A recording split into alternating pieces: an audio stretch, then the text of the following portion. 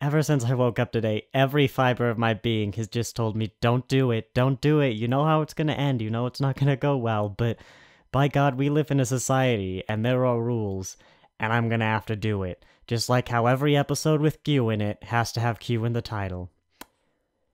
Hello! Oh, and welcome back to another Picard review. That went a lot better than expected, actually. Yes, I've just gotten over an illness, basically. I woke up today with 100-degree fever, which is, it's not there anymore. Which is good in some ways, because it means I can do this review. Bad in other ways, because whenever I'm sick, even if I've got like a 99-degree fever, 0.4 degrees above normal body temperature, I become a raving lunatic who just rambles on insanely and incoherently. It's weird. It's always happened. But, that would have been much more entertaining than probably whatever review I'm really going to give. But, at least you'll get a sensible review this way. I should be able to make it through a full review at least. All that's left is that cough, really. I probably sound a bit sicker, my voice is a bit deeper, a bit sexier.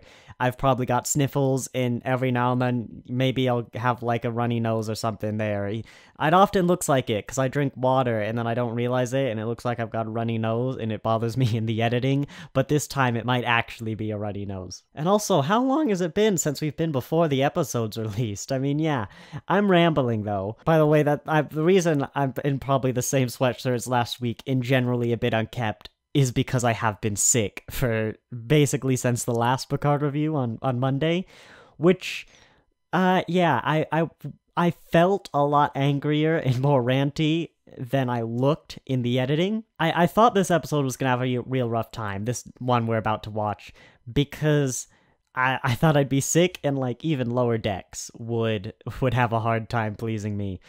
But yeah, I mean, I didn't really like the first episode. Not the first episode. God, I'm so bad at that. I didn't really like the last episode. And hopefully Picard continues its pattern of pretty good, real bad. Or at least, that alternating continues, so we get a very good episode this week. I don't know. As I've said, we've started our countdown.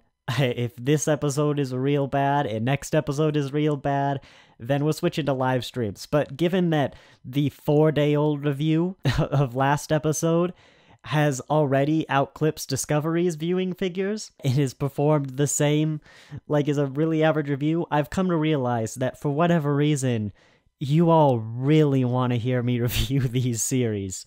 So I guess we're gonna do that today. I blame this guy. Anyway, I'm rambling, so let's see you after the episode. God, this is gonna be an incoherent one, isn't it? I can already tell. Editing Nathan here, because I just have to say, the way these go is I record that intro, I watch the episode, I immediately after record the review that you're about to see, and then I immediately after sit down and edit that. And it's just always so weird to sit down and see that intro, Nathan. So innocent and full of hope. Anyways, let's get to review, Nathan. I can tell you the exact moment that I completely gave up on this series, probably even season 3, and resigned myself to the fact that this is just gonna be awful for the rest of its run. And that's when I heard the boombox music from the bus guy from Star Trek, 4, from the whale one? Not when they recreated the scene. Like, I had already given up by the time they did the shot of Seven and Raffi, like Kirk and Spock. I'd given up when I heard the music. I mean, last time, when I made so many complaints, and even as I made them, some of them in the back of my mind, I was like, is this a bit of a stretch? Is this too negative? That they were just taking better classic scenes from the older Star Treks and just doing them again, but worse? They actually did that. And then they introduced some woman who calls herself Guinan.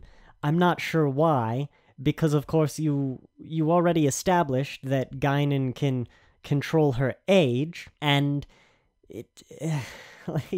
God, after the announcement of Kirk as well, if you recast a character, like, Pike, fine, whatever. It's like a guy from an episode 60 years ago who was really a nobody.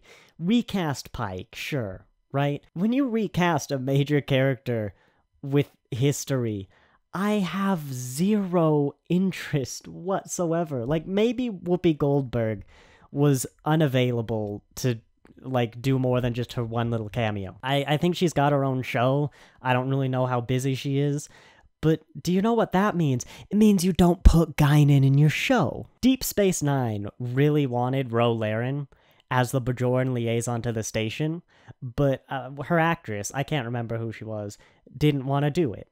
And despite Ro Laren being a pretty minor character, 2 or 3 episodes max, Deep Space Nine went, okay, we'll make a new character that's basically Ro Laren, but it'll be our own because Ro Laren is unavailable. God, I miss when series had sense. There's a decent chance that the next review is going to be a live stream. I'll have to coordinate that somewhere. I think beyond those problems, I feel like I don't know enough about the writing process to accurately critique these writers. But from the perspective of the viewer, it feels like it must be somehow a basic, cliched story, because I feel like every time something plot relevant happens, I've seen it in the trailer. In fact, I've actually been thinking about the scene where Rios kicks the butt of everyone on that bus that happened in this episode, except it didn't, because as soon as I saw the bus, I went already disinterested. Oh, we're going to watch the scene that I've already seen from the trailer. And I think that's what's keeping me from feeling like we've caught up with the trailer, is because this story is so shallow that it's basically entirely contained within the trailer, is evidenced by, again, a previously on that really accurately captures the entire last episode in about 90 seconds. Now, before some of you rush into the comments, I will point out that, some stuff with the Watcher, wasn't really in the trailer. You had the weird spooky-eyed guy. I almost said spooky-eyed white guy. No. I noticed in the trailer reactions when I was like, yeah, what the heck is this? I'm sorry. This was the bit that I noticed earlier. Some sort of white, dead zombie man. I suppose there's a bit of interest there, but really, with all the talk of the Destiny and the Watchers, I'm just kind of worried about some sort of... I think Marvel actually has the Watcher, or some sort of the universe. There's no such thing as free will, just there's some higher up alien people controlling everything. I was ready to complain about how predictable this episode was as well, because obviously the Watcher was going to be Soji. I'll give him credit that, someone who looks like Lars, but almost certainly isn't Lars, rather Laris, not the guy from Steven Universe, the Romulan, because if it actually was Laris, then you wouldn't have ended with just her face, you would have gone with, yes, hi, I'm Laris, or something, some acknowledgement. Because, of course, in classic Doctor Who cliffhanger style, the first words of the next episode are probably going to be, who's Laris? Let's do some Star Trek analysis stuff. In one of the novels, which actually regards the Great Barrier, it might be John Delancey's Q series. Might be. I haven't read them. But it basically describes the origins of the galactic barrier as some sort of entity. I think it was the N or the Zero or something that basically the Q were afraid of and kind of sealed our galaxy away from them using the Great Barrier. Some sort of they're as powerful to the Q as the Q are to us. And so with all these talk about kind of the Watchers and stuff, Q's involvement, Q losing his powers, I wonder if they're doing something with that. With the weirdly... I know some of Star Trek, but I clearly don't understand its style that I've been talking about this season. It's amazing that I don't remember being this negative towards the first season of Picard that I also watched as it released, before YouTube. But that showrunner actively did things to make Star Trek fans angry, and these ones presumably aren't. And yet I'm way angrier and disinterested. When I heard the music, not when I heard, but when they were recreating that bus scene, and I get, turn it on its head, make the punk guy nice or whatever, haha. By the way, if that's the same punk from the fourth Star Trek movie, like Voyage Home, if you manage to get that guy but not Whoopi Goldberg for Guinan when you've already done that, God. But anyway, that, like, I almost instinctively got up to just switch it off, because if I weren't doing these reviews, I'm done. Like, I don't know if we're going to make it to the end, because I could just read a synopsis on Memory Alpha the day after and get as much information. Heck, I could watch the previously ons and then just be like, right, I know everything now. You also had a scene with Q, being like horribly sadistic and awful and not Q. You had, here was one that I was looking forward to, because I thought about this in the last review, and I was like, no, even with like a deorbiting in a solid 30 seconds, no one would be this stupid to write this. God, I'm being awful today. Where, of course, last episode, right? They were crash landing into Los Angeles. That was what Rios was targeting. He had basically no time and no flight control either. They'd established this. And there was a conversation. You can't just crash a spaceship in the middle of Los Angeles. You got any better ideas? And Picard's like, yeah, I'm taking us home. Which to me is obviously, oh, he's going to take him to Chateau Picard, but they're about to crash into Los Angeles and have no flight control, and because we're in magic nonsense land, are imminently about to crash. Well, Chateau Picard is on the other side of the world in France, and you're not gonna crash glide. Heck, I don't know if you can even pilot a deorbiting ship that far around the world, let alone glide one, without anyone detecting it, of course, in essentially modern times. No, he did, actually, just glide the La Serena from Los Angeles to Paris, or rather France, in, like, 90 seconds. I've just realized that I'm gonna have to watch this again to do a poorly explained, and I know I'm just not gonna be able to. It's really weird having there be a bad Star Trek. Like, if I watched Discovery as it came out for its first 2 seasons, it's probably worse. Season 2, I don't know, Season 1 might be about this bad. Season 2 was way worse. Season 3 was the first one I watched kind of as it came out, and, like, Picard Season 1 wasn't great, but it had enough interesting ideas and, like, good enough scenes to get me through it. Much better on a binge as well. This one is just the cliché time travel, and here's a bunch of things that make you just think of iconic Star Trek scenes that are in way better episodes or movies than this. I had the thought as I was watching this that I might actually genuinely try to look out for an idea that is uniquely Picard Season 2. There are some things that I think Trek hasn't done before, but definitely very cliched and overdone in other shows. The Watcher might be uniquely Star Trek, but as I pointed out, Marvel literally has a The Watcher, I think, in a show that's currently running. Let's just talk about, right? You have Rios and the Doctor Lady, who is, of course, every time travel, you have to have the hero fall in love with someone. You know, we can place bets on whether she's actually coming to the 25th century with them or not, but we'll see. You had the guy from the future tells the truth and no one believes him, so he's crazy. You got that one. You even had the hospitalization when you shouldn't. You had the time travelers, like, who can fly a spaceship, don't know how to drive joke. I remember that from Enterprise. And technically a piece of the action, which wasn't strictly speaking time travel, but they still, that's how cliched and dumb the joke is that even non-time travel episodes manage to fit it in. That's how easy it is. You had the discussion of butterflies and the rampant disregard for butterflies. Here's another great one, with Guinan. Guinan has met Picard. Like, I get Picard can't talk about the future, but why, even before he says, hey, we've met before, does he get, in a 400 years, you're going to be my best friend? Like, when he even says his name, Guinan doesn't go like, oh, from Mark Twain. Like, does Picard think that that Guinan has seriously forgotten that time an android from the future came, befriended her and Mark Twain, and then her time-traveling friends from the future kidnapped Mark Twain? Like, what? Hi, Guinan, I need you to trust me. Do you remember that time where I came from the future, and I can tell you all about it? When you were hanging out with Mark Twain and we accidentally kidnapped him and we stopped those snake aliens with my android friend Data? You probably remember me. I'm Jean-Luc Picard.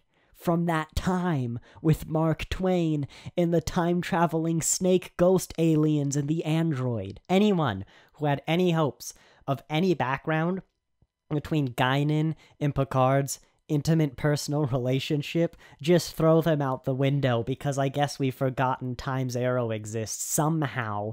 I mean, it's the one with Mark Twain. I don't know how you forget about it, but apparently you can. Apparently 3 showrunners can forget about the time that Mark Twain was in Star Trek. Imagine making a series that heavily features Guinan and not watching all the episodes that Guinan is actually important in. Editing Nathan here because I've just realized in an epiphany why they can't acknowledge Time's Arrow in Star Trek Picard. Young lady, I come from a time when men achieved power and wealth by standing on the backs of the poor, where prejudice and intolerance are commonplace and power is an end unto itself. And you're telling me that isn't how it is anymore? That's right. Maybe. It's worth giving up cigars for, after all. It all makes so much sense when you think about it that way. I'm gonna check how many episodes Guinan appears in, because I guess I'm blaming that person who commented and said they'd watch me just rant, because I've already given up, and this is their fault. Well, I'm finding that is, well, I'm just getting, again, this is just misery porn. Like, I just watched a bunch of immigrants be rounded up and like people complain about how much that sucks and how awful everyone is, and without the Deep Space Nine level writing that might make that actually engaging. I mean, God knows why this seems to be much more popular than Discovery, but it is. And unsurprisingly, Guinan's Memory Alpha page, oh my god, literally the first image in Guinan's Memory Alpha page, aside from her profile picture, is from Time's Arrow. Oh, and as I scroll by the second picture of Guinan from Generations, Picard is very insistent on Guinan not leaving Earth, and maybe he does know Guinan's personal history, but like, the change hasn't happened yet. Guinan would leave Earth without Picard's intervention, and we don't know what happens to Guinan rather, between now and when she joins the Enterprise D, except that she makes it to the Nexus, which is a thing that doesn't happen on Earth. Picard doesn't want to mess with the timeline, but by God, she better stay on this planet. And how do we know that she didn't leave now and then make her way to the Nexus, which is how everything except Time's Arrow then happens with Guinan. What are we gonna believe if she does stay on Earth? And even then, like, Picard knows his history enough to know that in a few years, World War III is gonna happen. Every major city, which I'm pretty sure includes Los Angeles, will be destroyed. And there'll be like a century of post-atomic horrors before Enterprise can scrap things together enough to have some form of livable society. Then again, Guinan's gotta make her way to the Nexus for. Okay, Guinan's actually in 26 episodes, 2 movies, and then The Stargazer.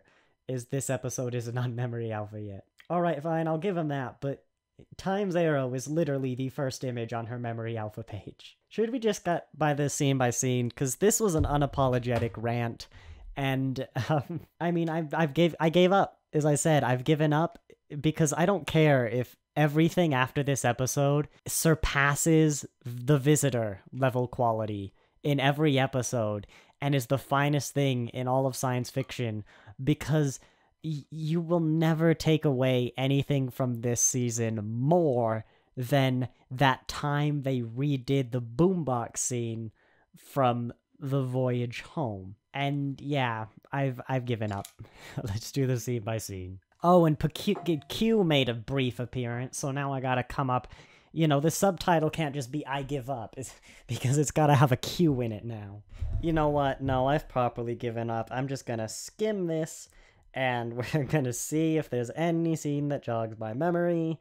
Oh yeah, that was a bit weird, where, you know, I don't live in California, or really anywhere that undocumented immigrants is like I mean, yeah, like they exist, but it's not like you don't have a border patrol really when you're this close to Canada.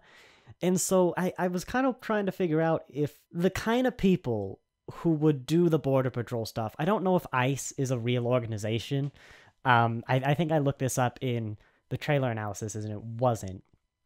But, you know, the border patrol kind of people, you know, the type. Like, sending Rios to a sanctuary district on the border is opposed to just sending them to Mexico, like the modern day does. I was kind of trying to wonder, why would the people who would actively round up undocumented immigrants and have them sign deportation papers, let's not forget that. I guess maybe... What? Ooh, does that happen?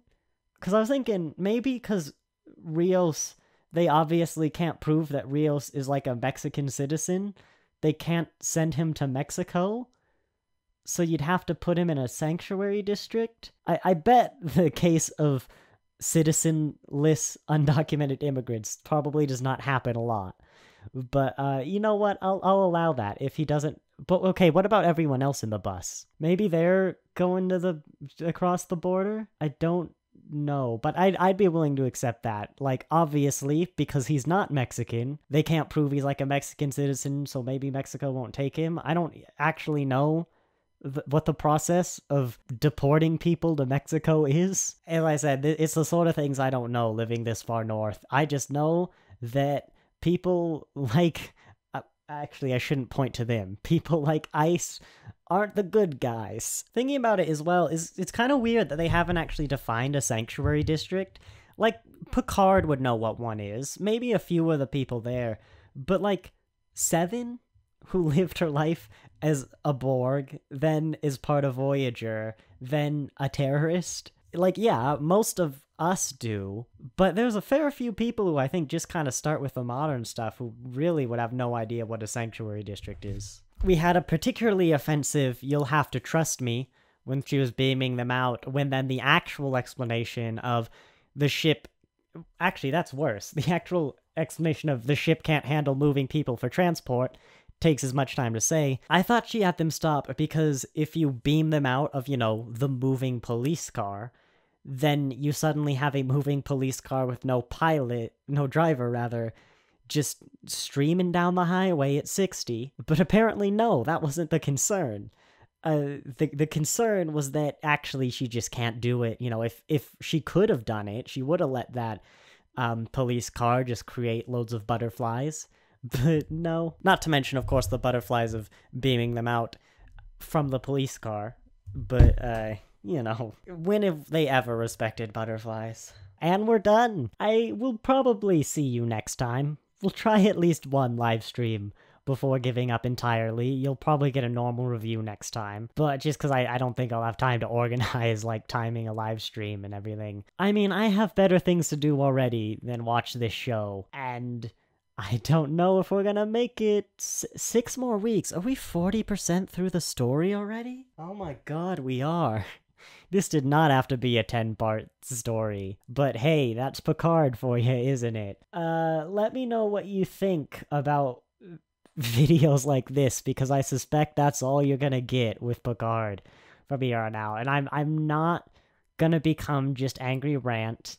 I said we'll give it like three chances. 3 strikes and you're out is how we'll go. Because, you know, bad episode. There's a difference between ranting about a bad episode and like just everything. But either way, I don't have the internet to stream until I'm back in the dorm. So I don't know. Let's hope it improves, because I really want Star Trek to be good. And it feels weird having there be a bad Star Trek. It's kind of inevitable for something so long, I guess. It's kind of amazing how much of it is good for anything long running. I mean, look at Doctor Who down here, and at least all, well, maybe not all this stuff, but all these eras have their own thing going for them, because the 13th Doctor isn't on camera, but yeah, it's... Dang it, I said I wouldn't make Jibnal dabs. Now that I have, it is disappointing and kind of weird how much of what I'm feeling is like watching the latest Christian...